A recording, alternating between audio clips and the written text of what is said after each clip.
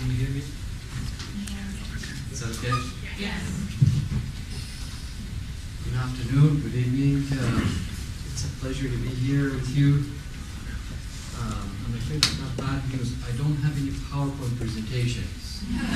So you're stuck with looking at me instead of those nice pictures. And when you get tired of that, you can look at the ceiling or have some cookie. I wanted to also thank Kasha for the heartfelt story. That was really moving. And I'm afraid Farhad is not alone in the story. I have heard several other accounts of the same ordeal that has been endured by people like Farhad, Baha'is and otherwise. Some of them have, in fact, been shot upon leaving Iran. So we have heard a lot of accurate statistics, and we have heard a good overview of the discrimination against different ethnic population in Iran, different religious background. What I'd like to do, sort of to complement everything else that has been said rather than to repeat them, is to focus a little bit on the pathology of what is happening in Iran. In other words, what is it with the Islamic Republic of Iran that persistently wants to discriminate against religious minorities, ethnic minorities, students, women? Exactly what is the problem? And hopefully, with that type of an insight, we can perhaps gain a better understanding of what not to do or what to look for in terms of the future direction of the country. So I'd like to focus on education discrimination, which is really the topic today, and not talk about many other areas. Essentially, as Peter John mentioned, when a country deprives its young generation of access to education, at least two things happen, in addition to all the individual things you mentioned. First of all, just imagine that all of us sitting here, we don't have access to education. Without that education, the immediate impact is we cannot find jobs. Okay, essentially there will be probably unskilled jobs available that we could do, but that's not what the country is about. If you cannot have a job, which means if you cannot sustain yourself economically, that means it would be very impossible or very difficult, if not impossible, to actually form a family. If we cannot form a family, then very cleverly the government has uprooted the basic structure of society. In other words, by just this very simple manipulation, not to allow those who are against the direct policy of the government to study, they are essentially transforming the nature of the society by not allowing these students to study. Essentially by creating a class that is not educated, cannot sustain itself, not to have a family, and many of them, of course, have to leave the country. But in addition to that, one of the most recent activities of the Iranian government is to especially discourage students from studying social sciences.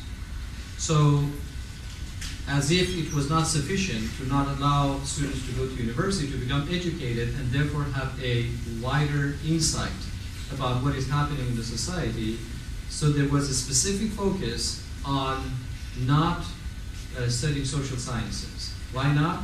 Because imagine if a good percentage of the student body becomes familiar with the latest political theories, with the latest sociological theories, with an economic theory. And if that happens, then a lot of questions are going to be raised as to why is it that the government, for example, is creating a predominantly Islamic society of a very particular brand, of a very particular strand. Okay? The implications actually could go very far. Now, I'd like to characterize this discrimination in Iran against education based on two broad categories. One of them is that the education discrimination is arbitrary. In other words, it's based on certain arbitrary assumptions, which I'm going to discuss. And secondly, it is very systematic. It is predetermined, it is calculated, premeditated, and it's a systematic campaign to deprive certain educated class of progressing in higher education. So, just the statistics that were given is sufficient, but I'd like to turn your attention to a very recent arrest of Amin Riahi, who on April 13, he was again put in prison. He's a member of the Islamic Society of the Firdaus University of Mashhad. And he and many others have been deprived of attending university for a total of 150 terms. And essentially that means almost, forever. And he's accused of propaganda against the regime, supporting illegal organizations, and committing acts against the Islamic Republic of Iran. And he and many other students in Mashhad were sentenced in a court on maths.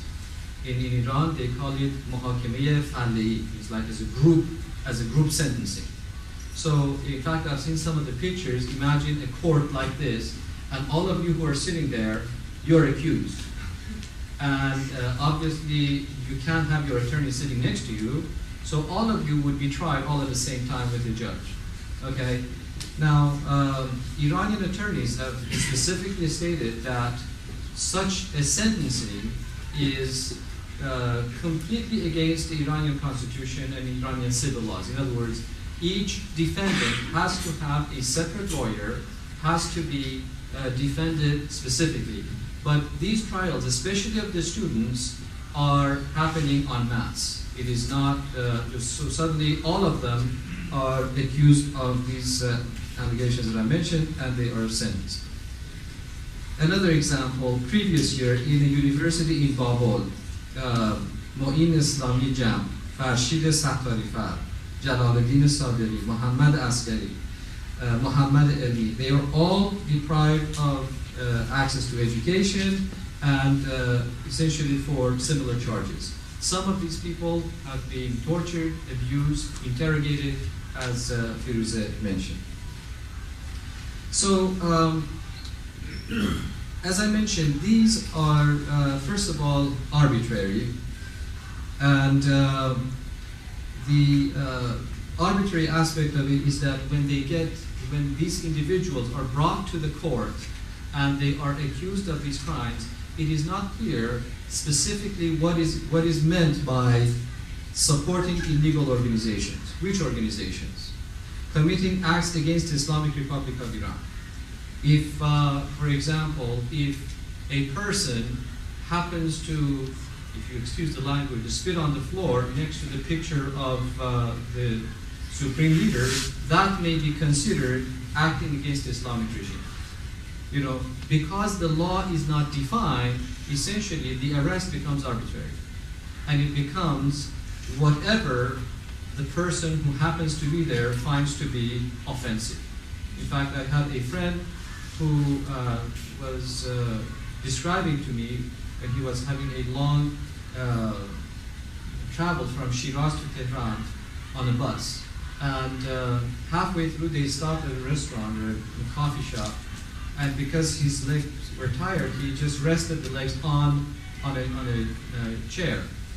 And apparently a pastor came by and said, you need to collect your legs. In other words, sit straight, just like as if you're sitting on. And he said, excuse me, why? I'm just resting my leg because I've been on the bus for like 6 hours. And he says, because the direction of your feet is pointing towards where Imam Khomeini is buried. And therefore it is offensive to the Imam. Now this person, of course, had lost a sense of direction. He had no idea where he's pointing his feet to. But that essentially becomes the arbitrariness that I mentioned. In other words, anyone who says anything that the person of a particular date happens not to like becomes subject of arrest. And the second aspect of it is that these arrests are very systematic. Now, consider this. I managed to look at the articles of that very council Firuze mentioned. This is the Supreme